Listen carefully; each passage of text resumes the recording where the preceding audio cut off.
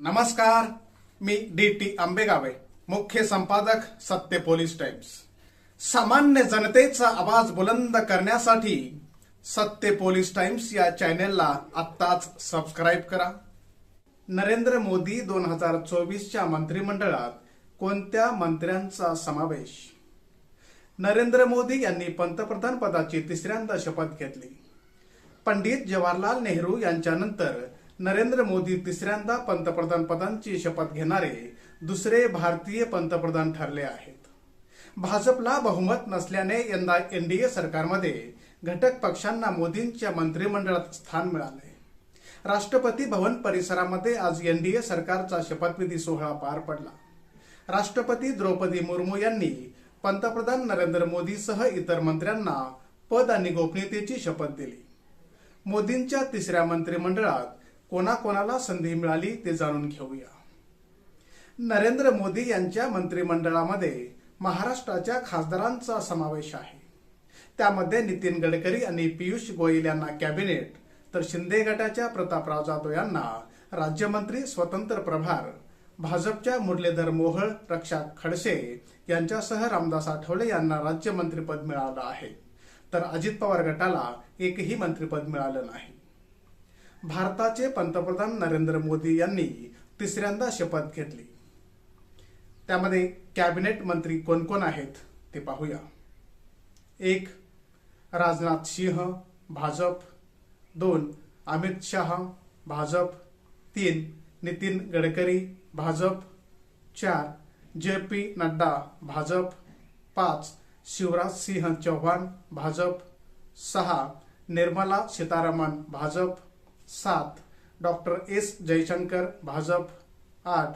Manohar Lal Khattar, Bhajap. 9. HD. Kumaraswamy, JDS. 10. Piyush Goyal, Bhajap. 11. Dharmendra Pradhan, Bhajap. 12. Jitan Ram Manjhi, Hindustani Awam Morcha. 13.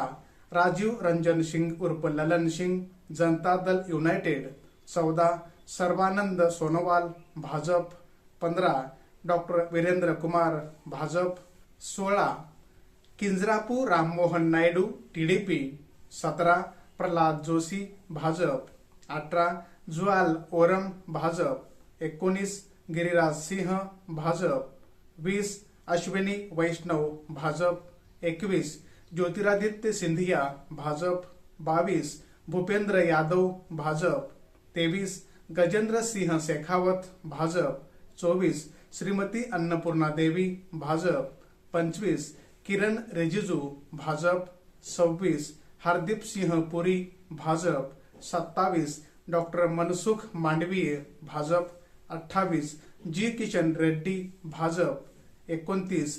Chirag Paswan, लोकजनशक्ती party आणि 30. CR. Patil, Bhajap. तर राज्यमंत्री स्वतंत्र प्रभार म्हणून कोणत्या मंत्र्यांना संधी मिळाली? 1. इंद्रजित सिंह राव, भाजप। 2. डॉक्टर जितेंद्र सिंह, भाजप। 3. अर्जुन राम मेघवाल, भाजप। 4. प्रतापराव जाधव, शिवसेना। 5. जयंत चौधरी, राष्ट्रीय लोकदल। तर राज्यमंत्री म्हणून कोणाला संधी मिळाली? 1. जितीन प्रसाद, भाजप। 2. श्रीपाद नाईक, भाजप। 3. पंकज चौधरी, भाजप। 4. कृष्णा पाल, भाजप। 5. रामदास आठवले, आरपीआय ए। 6. रामनाथ ठाकूर, जनता दल संयुक्त। 7. नित्यानंद राय, भाजप। 8.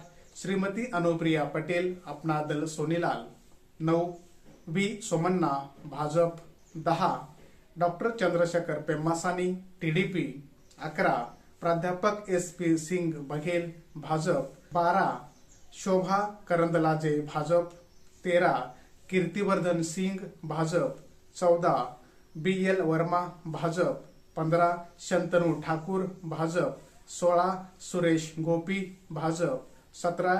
Doctor L. मुरुगन, भाजप। 18. अजय तमटा, भाजप। 19. बंदी संजय कुमार, भाजप। 20. कमलेश पासवान, भाजप। 21.